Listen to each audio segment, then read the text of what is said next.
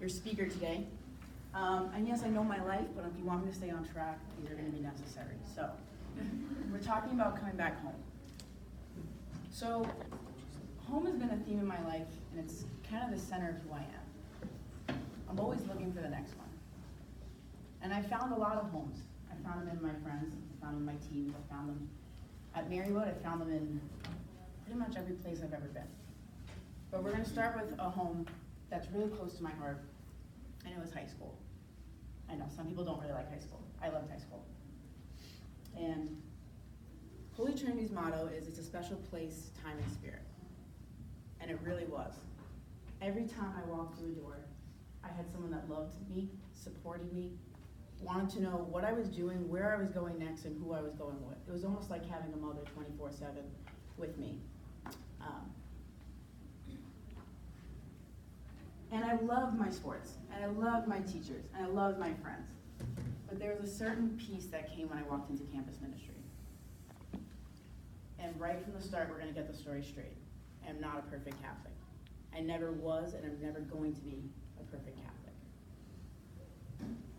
I consider God a distant friend. Sometimes you talk to him, sometimes you don't. You go on with your day. I grew up saying my prayers out loud to a person I never saw, but I always knew was listening. And I grew up telling God everything, every fear, every heartbreak, every worry. Because for a long time in my life, God was the only person I could talk to.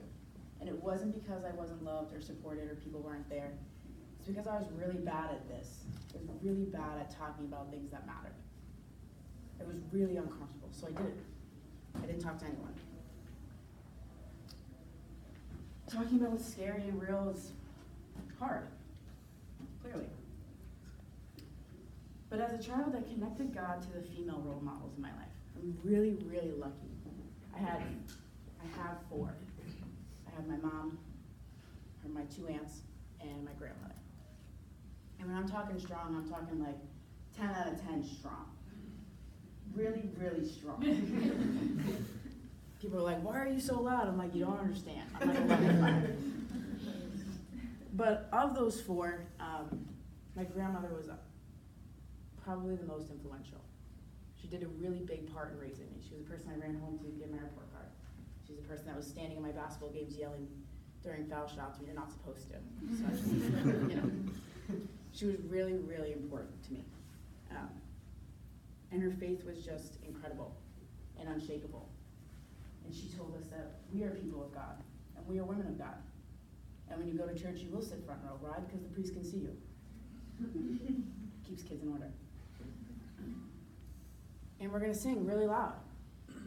And then after that, we're not going to be afraid to do service. Nothing is for boys, nothing is for girls. You're going to do it all. And it also really helped that she had a sweet tooth, because Sundays after church, we did jelly donut days. So like, while the priest is looking at me saying all these wonderful things, all I'm thinking about is, if I hit my brother, I don't get a donut. So I guess I'll stay quiet. Do it for the donuts, right? But as I grew into myself at Holy Trinity, there were, again, those people in campus ministry that became lights in my life. They made me want to be part of God more. And they were Father Joe, Miss Coffee, and Miss G. And they were, again, these larger-than-life characters. It's never seemed like they had a bad day. Like, God was their fuel, and I was like, are you changing wine to water right now? Because, like, that's the level of pumped up they were for God. And looking back, I guess this was the time that I started to get more involved in my faith. I became a Eucharist minister. My high school had a senior group called Lights, Living in God, Holy Together. And you had to, like, try out to be lights. Like, if you were a light, you were, like, cool. And I was like, a Jesus group, that's cool. Hello. Yeah. So I started to do all these things, but I wasn't any closer to God. I was still pretty distant. I loved how other people loved God, and that's where I was in my faith. But, just as he always does, he already started a motion in my life. He was already starting to put down stones, and I didn't even see it. And the next stone after high school is college. I did not want to come to Marywood at all.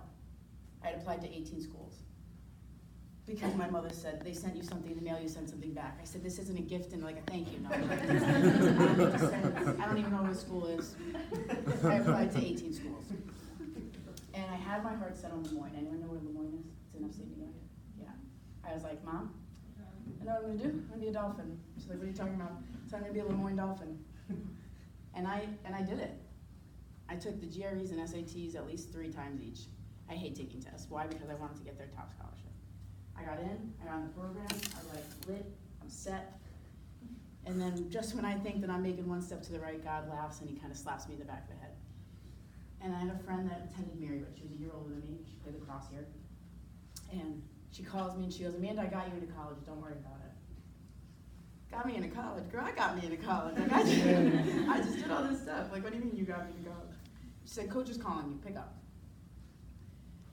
All right, I picked up.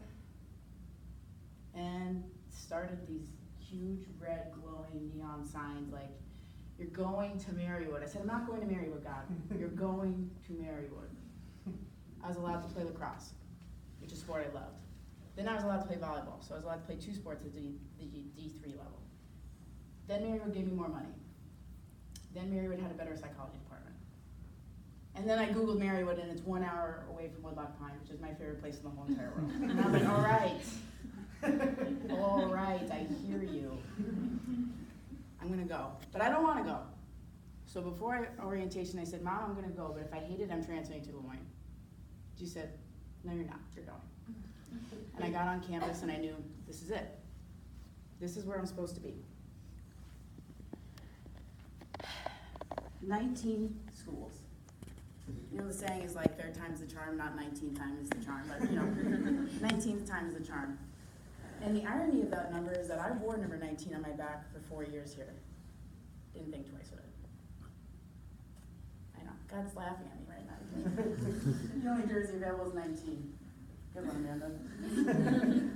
And he sent me to this place because this place was gonna be my next home. But we need to reflect on what home means. Because home isn't just a place full of like smiles and laughs. It's not always a party. It's not always a high five. There's heartache. And there's sadness.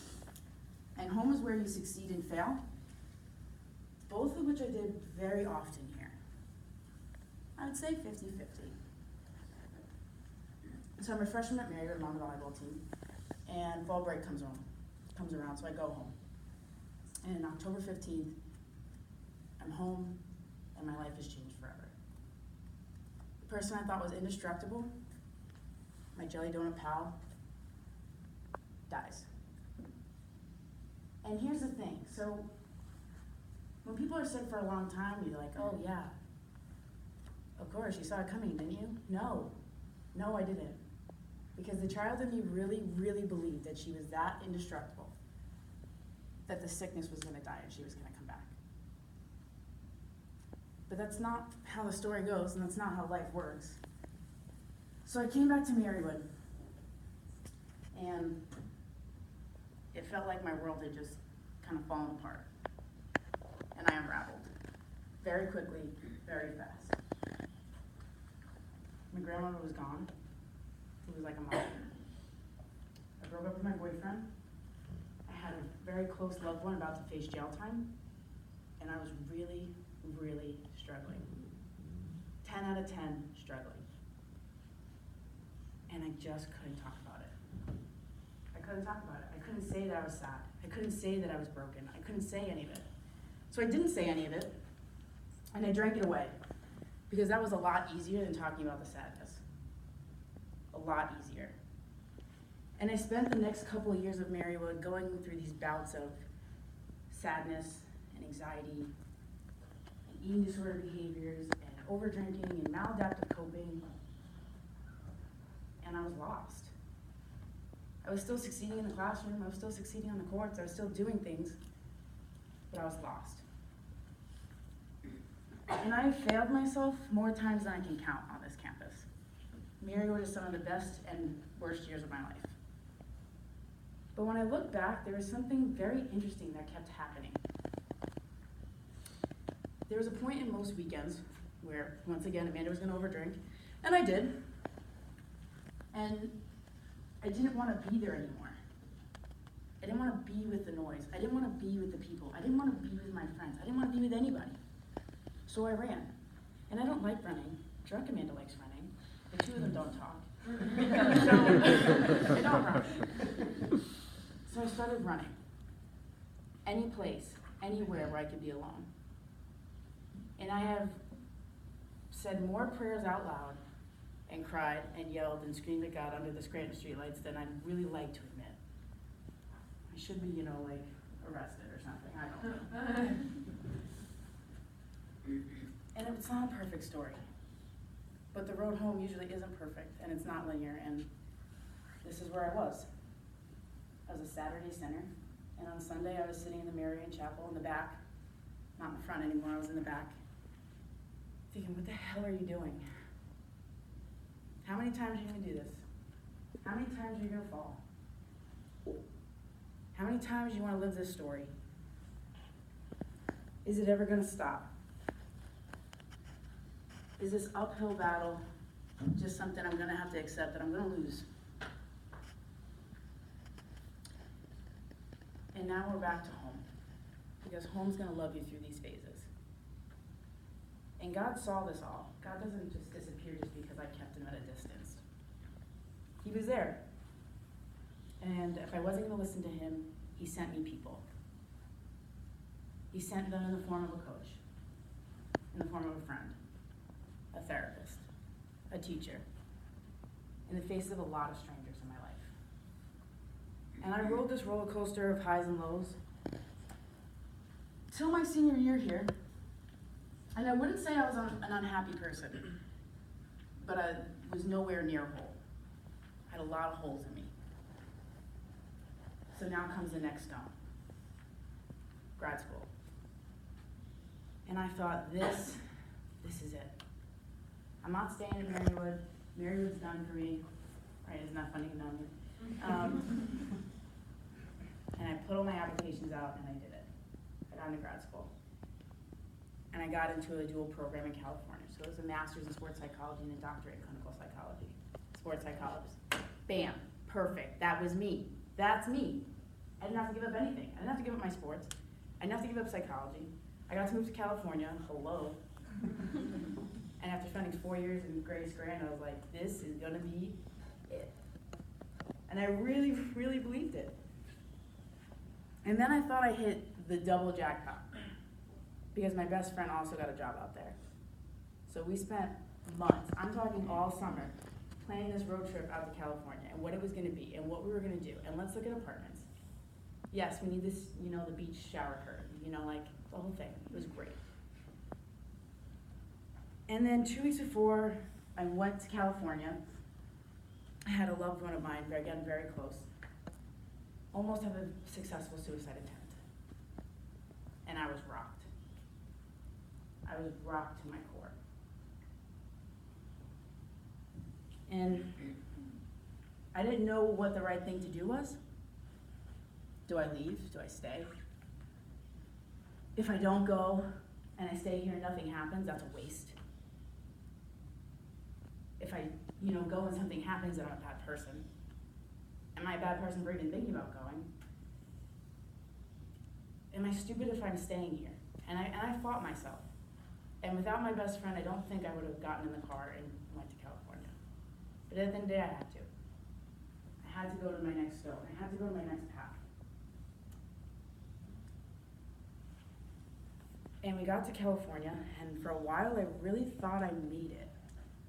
I really thought that this was my chance. No one knew my name. I could restart, I could be anyone who I wanted to be. And then I got there, and this emptiness kind of settled in. And I realized that I had taken everything that Marywood and Holy Trinity gave me for granted. I didn't have a chapel anymore. I didn't have my church. I didn't have my friends. I didn't have anyone that believed in what I believed in. And I'll tell you a story. I worked at a pizza shop, and it was Ash Wednesday. So my brain is Ash Wednesday equals double pizza equals I'm gonna make a lot of money today. Hello. So I went to church and I got my ashes and I went to my job and it was dead. I was like, that's odd. And my friend comes up to me and they go, Amanda, are you kidding? And I was like, hello? Are you kidding? And I was like, this is how I dress every day. Like, I don't know, take it or leave it. I'm like, you cannot go to work with that dirt on your forehead. And she licks her hand, and I was like, what are you doing? This isn't dirt. Do you know what today is? She's like, Wednesday? And I was like, yeah, Ash Wednesday. She's like, what even is that? You need to take that off. That's the level of people just didn't get it. So that Thanksgiving, it's my first year there, that Thanksgiving, which by the way is my favorite holiday ever, hands down the best holiday. I didn't go home. Instead, I had a really unique opportunity to go to Hawaii to visit my aunt, one of the 4 people that I mentioned before, my cousin and my goddaughter. And I was like, this is kind of what I need. And I also thought, isn't it funny how for my whole life they're saying, come to Hawaii, and it never worked out. And now all of a sudden I'm here and I'm like, yeah, I'll go to Hawaii. Like, I'm halfway there already in California. It's only a 6-hour flight. What better time? And if I'd known then what I know now,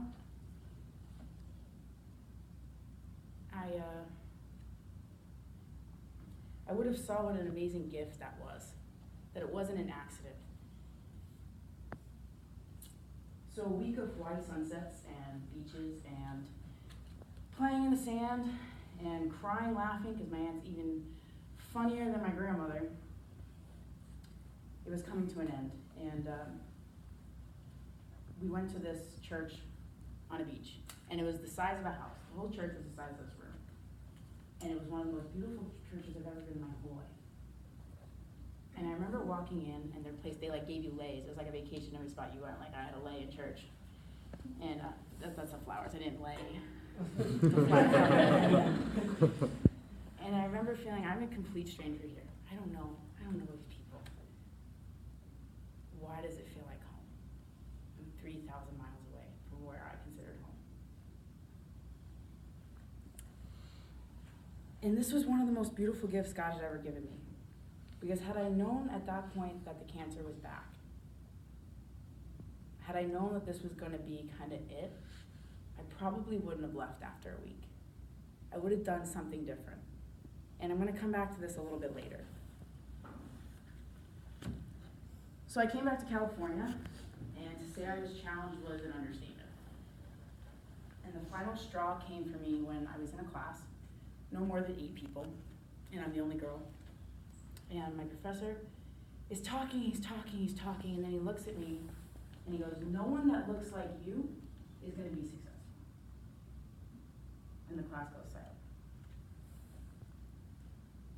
And those words rang in my head for weeks. And I remember sitting on the phone with my friend from home after class, and I'm frustrated. You know, the frustration tears of just like, I can't believe that this guy had the audacity to say that to me. What does that mean? What do I look like? Do I have the Ash Wednesday cross forever on my forehead? Like, what is this?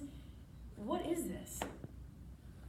No one that looks like you is going to be successful. So, I know I made some terrific friends out there, but I was like, this isn't it. This isn't the place for me. I don't want to spend the next 4 or 5 years here trying to prove that I belong here. I don't belong.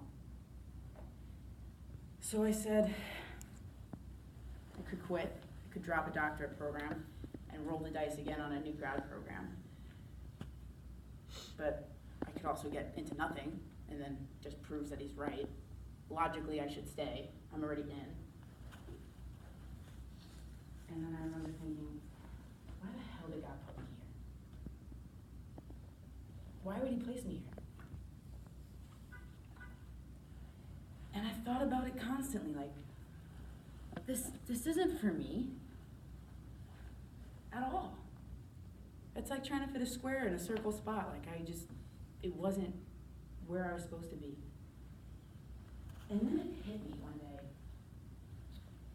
Maybe California wasn't what I needed to get a degree in, but it's what I needed to need him again.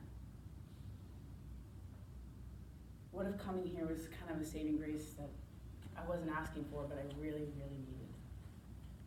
So I sought out a supervisor that me and her got along great from day one. And I remember sitting there after internship and telling her, like, you know, Dr. Claire, I don't know if I belong here. What are you talking about? You're doing great. I don't know if this is for me. And I told her about the class, and I told her about thinking about transferring home again. I don't know, find a new program. And I was like, I'm afraid I'm not gonna get in, and then I'm gonna have nothing, and I'm gonna have to give up my dream of being a psychologist. And it's funny that her name's Dr. Claire, because after talking to her, I always walked away feeling like, that was so easy, why didn't I think of that? Like, hello? But she looked me in the face and she said that I was smart enough, that I could do it if I wanted to, that I deserved more, that she would help me. She'd be my first recommendation letter. So the choice was pretty clear. Like, Dr. Claire made it clear. That was it. I was going. I wasn't staying in California anymore. So I had 1 day left. I do everything kind of at the last minute. I had 1 day left to drop the doctorate program. And I walked into my advisor's office, and I told her what I wanted to do, and she looked very doubtful. She looked like I was making a very big mistake. But I still pulled myself out of the doctorate program. I said, I'm gonna finish my master's, I'm gonna start the search, and I'm gonna go home. So that's what I did. I did a year of taking again the GREs and looking at schools and sending out letters and finding recommendation letters and writing essays of like, why am I leaving a doctorate program? I'm like, because I'm sad. And the letters started coming in, and they were all rejection. Thank you for your time. Thank you for your time. Thank you for your time. I was like, what the hell did I just do? So I took a deep breath, and I, at this point, had started to go to church more, and I started to research my faith more, and I even did my thesis on Catholicism and depression in athletes, and I said, okay, God, you didn't place me near where I wasn't supposed to be. I won't worry. I'm gonna worry, but I'll try to worry less. And I'm gonna put it in your hands. I had 2 places left, Marywood University and Loyola University. And then Loyola's letter came and said, you're denied from the doctorate, but we gave you an interview for the master's. And I said, okay, well, you know, at least I have somewhere to go. I'm not like grad school homeless. And then I got an interview for Marywood's doctorate program. So I had options, you know, like 2, but it wasn't many, and I didn't really feel that strong about it. So after Loyola's interview, I applied to the resident director position there as well. I got a full ride to Loyola, I got the resident director position at Loyola, and I got waitlisted at Marywood.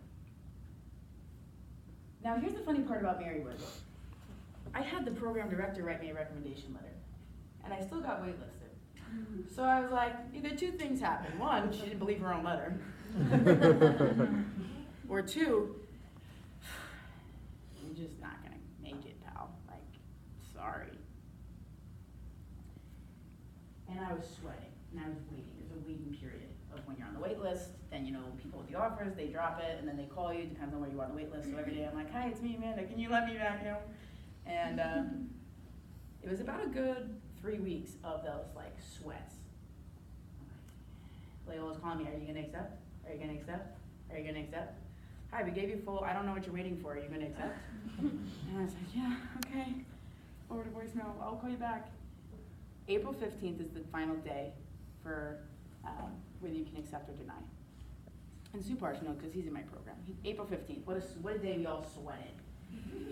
So that was a Monday, and on Thursday, I said it, I'm done waiting. I didn't get in, I'm done.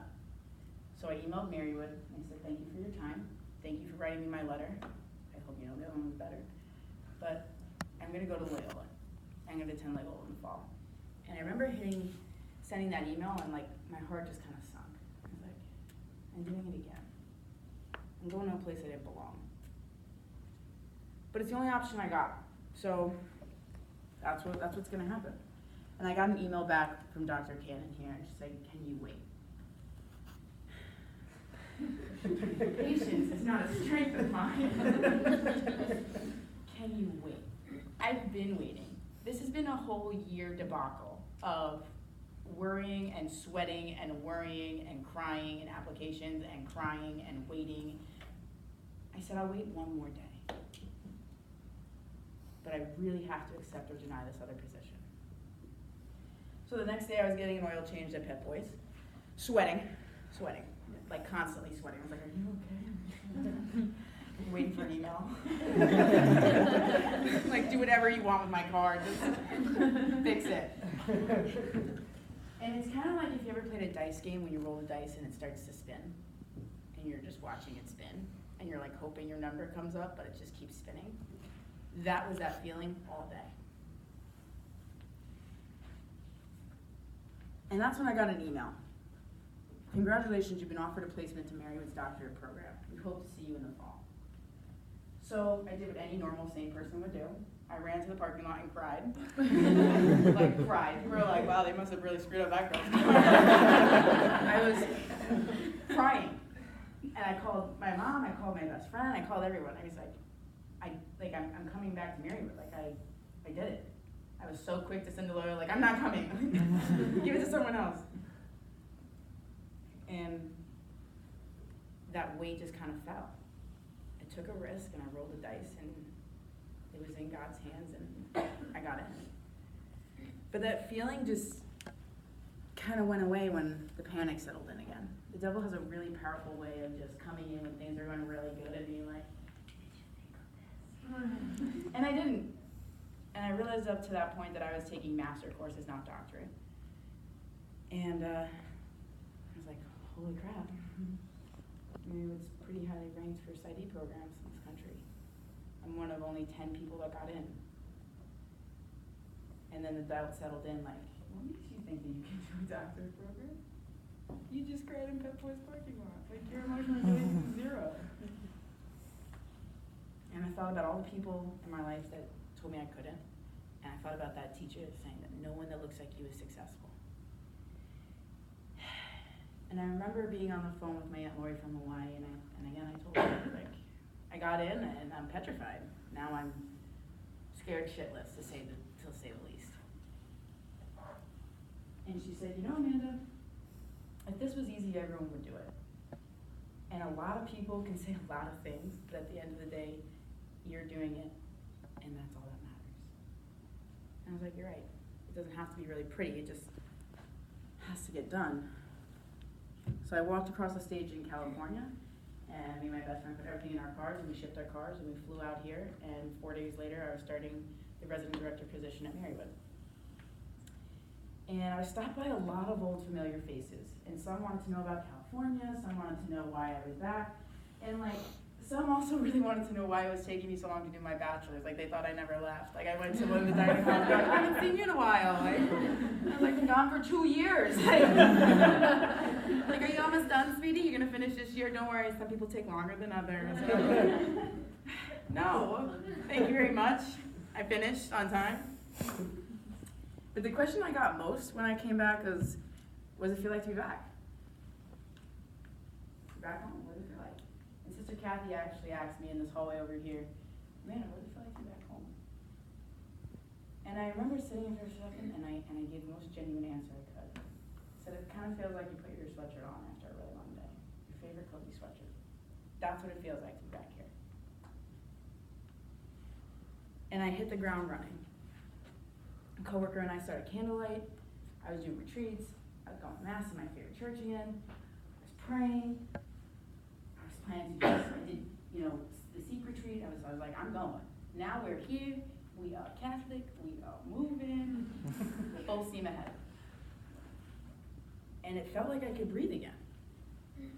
It really did. And then on September 9th, I went to a wedding, my cousin's wedding. And my aunt flew in, and it wasn't just going to be a wedding. It was going to be her living wake. The cancer she had came back. The doctors missed it on the scans. They told her she was clear, and now it's too late. So again, another person that I thought was just too big to live, like, she was just crazy. I mean, this person made cancer look like a piece of cake. She made you want to have cancer because she made it look like so much fun. Knocking wigs off in stores, like, oh, sorry, like, what? Like, you can't do that. Everything was a party. Everything was a laugh. Everything was manageable. And then I saw her and I was like, this is going to be it. God gave her one last day, one last night, one last laugh. And we did it. We danced all night. We laughed harder than I ever have done in my entire life. And it was one of those nights, like in the middle of the moment, you knew that 30 years from now it was going to matter. We knew it was going to matter. And at the end, the next day, I hugged her for what I knew would be the last time in my life. And people just have a way of breaking you and give you that extra squeeze at the end. And she's like, I really don't want to say goodbye. I said, me either. So we didn't. And I spent the next months on the phone and on FaceTime, and we talked pretty much every day. And on New Year's Eve, I stayed home, and it was just me and my mom, and she was in Hawaii, and we were on FaceTime, and she rang it in New York, because she's a real New Yorker. I know she's like living in Hawaii, like, oh, everything's cool, dreams. You're a New Yorker, so you're gonna ring it with us. And it was still one of the best New Year's of my life. So on January 11th, she celebrated her last birthday. And we said, yeah, we made it to New Year's. And then she celebrated her birthday, and we said, yeah, you made it to your birthday. And then on January 22nd, I get a phone call. And I'm driving down North Washington. And it's my mom. We knew it was going to be her last week, so she flew out to Hawaii. And she said, Amanda, we don't have much time. You got to say goodbye now. And my phone dies. Shit! Furiously driving, I RD swiped, don't tell the boss, into one of my friend's apartments, and I was like, give me your phone. She's like, right now? I was like, give me your phone. And I remember I'm in the parking lot of the Woodlands, and I'm furiously calling the number back. And I say, Mom, it's me. I know, I'm sorry, I'll explain later. And she said, you really got to say it now, and you got to say it quick. What do you say to somebody when you know you're never going to talk to them again? I didn't have a speech ready. I didn't know that January 22nd was going to be it. So I said, I love you, and it's time to go. It's okay. My aunt and I had this thing where she always, she was like the greatest gas up person you've ever had in her whole life. Every day she would tell me about world domination, about we're taking over the world. And yeah, she's a little crazy, but everyone's got that crazy aunt. I'd get the phone calls from my friends like, you need to check Facebook, she's at it again. And I'm like, well, if you're gonna be friends with me, you're gonna have to like the post. Like, what are you gonna say? And that's what I told her. I said, it's okay, it's time to go. You take it up there and I'll take it down here, and eventually, we'll meet. And a couple hours later, she was gone. So, God had taken 2 out of the 4 most important people in my life. And when my grandmother died, I was really mad at God. I was really, really mad. I remember thinking, like, how could you do this to me? How could you take her? Like, really? You just went for the big guns, huh? Like, you just really wanted to kick me? And then you took another person? You took another big gun? How is that fair? So we had the Mass in Hawaii. She was an incredible person. They had a Mass in Hawaii, they had a Mass in Ireland, and we had a Mass here. And I went home for the Mass here. And I was like, can you read a Mass? I said, yeah, sure. Didn't realize that was going to be, like, really hard. I was like, yeah, I can read. And I sat there in the church, and I had the passage in my hands, and now we're at a packed church. And I realized that 7 years prior to this moment, I was doing the exact same thing at my grandmother's funeral. But I had my Aunt Lori with me, and she quite literally, figuratively and literally, held me together on the altar so I could speak. And now I'm sitting here 7 years later, and I have to do the same thing, and it's for her. She's not here. So I took a really deep breath, and I looked at the cross, and I sat there, and I said, God, I need 5 minutes. I need you to give me strength for 5 minutes. Give me the strength that these 2 people in my life displayed. every single day. Home. We're back to that home again. Because home is where the joy and the sad kind of meet. Home is where our loved ones go and when they depart, and home is where I felt that peace 3,000 miles away at a church with no one to my name. Home is sitting there at the weddings and saying hurrah, hurrah, and sitting there at the funerals when your knees are knocking. I wasn't mad at God this time around. I understood that his heart breaks when ours break too. This wasn't something that he was doing to punish us. It's okay to be sad. You're home. It's okay to do all these things. So despite being a Catholic my whole life, I never equated church to home. Of all the places I talked about, my sports, my high school, Marywood, it never clicked that the church was home. And as a child, I believed and I talked to God as a child, and now I'm not a child anymore. And I had to find a new place for God, a new way to talk to him. And he continues to push me. He continues to send me those glowing red signs every now and then because I need it. I'm like spiritually blind. Like I never know what I'm doing. And he's given me so many opportunities here to be an advisor on a spring break trip. And I'm like, I can't be an advisor. Like I'm not wearing matching socks today. Like, I can't lead anybody. And he's given me all these things. And he's given me so many people in my life. And he brought me back home. So every time I thought I was broken, every time I thought he was working against me, every time that I was like, if you could just get on my side and see what I see, everything's going to be okay. But God's been laying down the stones long before I even knew what a stone was. I was licking walls and he was changing the world. Like, who do you want to follow? So now I'm back home and I have 4 years left here and I'm doing some really great things and faith is growing again. And people ask, well, like, what are you going to do after God school? And I'm like, I just got here. I don't know, okay? That's the truth. I don't know where I'm going to be 5, 6, 7, 10, 15, 20 years from now. I don't know. I don't know what state. I don't know what I'll be doing. Hopefully it's my degree. But, the way the semester's going, I don't know where I'm going to be. I don't know who's going to be with me. But what I do know, more than anything now in my whole life, is that you can always come back home. And if you keep God just close enough, you're never going to be too